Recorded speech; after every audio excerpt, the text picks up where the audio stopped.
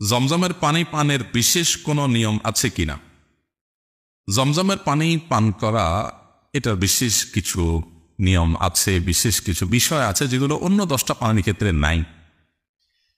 কারণ জমজমের পানি অন্য 10টা সাধারণ পানির মতো না। এই পানির বিশেষ ফজিলত আছে, এই পানির বিশেষ মর্যাদা আছে। এই জন্য পানি পাওয়ার ক্ষেত্রে বিশেষ কিছু নির্দেশনা কোরআন ও সুন্নাহর আলোকে আছে। প্রথমত, এই পানি অলৌকিক পানি। ইব্রাহিম আলাইহিস সালাতু ওয়াস সালামের ছেলে আল্লাহ নবী ইসমাইল আলাইহিস সালামের জন্য আল্লাহ তাআলা মা হাজার এবং ইসমাইল আলাইহিস সালাম তাদের উভয়ের জন্য সাফা এবং মারওয়া মক্কার এই উভয় পাহাড়ের মধ্যবর্তী জায়গা থেকে অলৌকিকভাবে পানির ফোয়ারা বের করে, যে কুয়া যেখানে ছিল না, এই বাচ্চার কান্না, তার ক্ষুধা, তৃষ্ণা, মায়ের দুধ শুকিয়ে যাওয়া, এই সমস্যা থেকে উত্তরণের জন্য আল্লাহ নবী সাল্লাল্লাহু আলাইহি সাল্লাম ইব্রাহিম আলাইহিস সালামের পরিবারকে আল্লাহ রক্ষা করবার জন্য অলৌকিকভাবে যে ফোয়ারা বের করে দিয়েছেন, সেই ফোয়ারার পানি হলো জমজমের কূপ।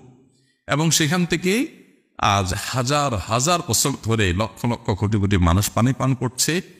সে পানি এখনো না ফুরাচ্ছে এবং তার স্বাদটা পৃথিবীর কোনো পানির সাথে মিলে না, সম্পূর্ণ ভিন্নতর। যারা পান করেছেন তারা জানেন এই পানি বিশেষ ফজিলত এবং মর্যাদা দিনের আলোর মতো পরিষ্কার।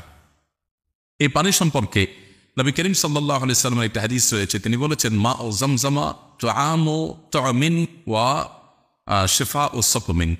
অর্থাৎ জমজমের পানি, এটা পানি হিসেবে পানীয়ের কাজ যেমন দেয়, খাদ্যের কাজও দেয়। অর্থাৎ এটা পান করলে তৃষ্ণা যেরকম নিবারণ হয়, কিছুটা খাদ্য এর কাজ দেয়, ক্ষুধাও নিবারণ হয়। এবার আপনি বলতে পারেন, তাহলে তো সম্পাদ দিয়ে জমজম পানি খাওয়া উচিত। জমজমার পানি ওইটার কাজ দেয় মানে এই না যে আপনার অন্যান্য খাদ্য শরীরের জন্য প্রয়োজন নাই, এই কথা বলা হয়েছে। তার মানে ক্ষুধা নিবারণের কাজ বা ভূমিকা এই পানিতে আছে। যার কারণে যারা মক্কাতে যান, মদিনায় যান, তারা জানেন সারাদিন রোজা রেখেও যদি 1-2টা খেজুর খান আর 2-4-5-7 গ্লাস জমজমের পানি খান, প্রায় একবেলা খাবার খাওয়ার মতোই এনার্জি শরীরের মধ্যে চলে আসে। যাই হোক, এটা নিয়ে নানা গবেষণাও আছে।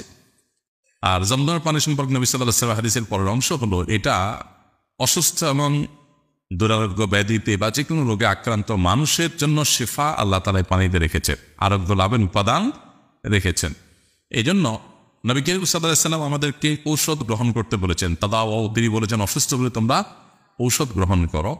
এর পাশাপাশি আল্লাহ সুবহানাহু ওয়া তাআলার ইহসান এবং অনুগ্রহ এবং রহমতের আশায় দোয়া যেরকম আমরা করি, জমজমের পানিটাও আরোগ্য লাভের আশায় আমরা পান করতে পারি। আল্লাহ তাআলা এর মাধ্যমে আরোগ্য দান করে থাকেন।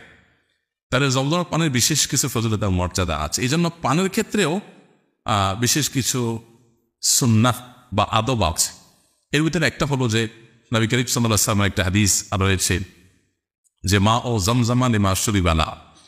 জমজমের পানি যে উদ্দেশ্যে পান করা হয় সে উদ্দেশ্য হাসিল হয়। এই জন্য জমজমের পানি পান করার সময় কোনো একটা দোয়া করে আল্লাহর কাছে কিছু একটা চেয়ে তারপরে সে আশায় পানি পান করা, যে আল্লাহ এই পানির মাধ্যমে তুমি আমাকে এই জিনিসটা দাও। এই যে পানি পান করছি, এই টাইমে একটা দোয়া কবুল হয়। এই দোয়া আল্লাহ তাআলার কাছে পেশ করে মনে মনে, তারপরে মনে হোক মুখে হোক দোয়া পেশ করে তারপর আমরা এই পানি পান করবো। এটা একটা আদব। আব্দুল্লাহ ইবনে আব্বাস রাদিয়াল্লাহু তাআলা আনহু একটি দোয়া আছে বর্ণিত, তিনি জমজম পানি পান করার সময় পড়তেন, আল্লাহুম্মা ইন্নী আসআলুকা ইলমান নাফিআ ওয়া রিজকান ওয়াসিআ ওয়া শিফাআম মিন কুল্লি দা।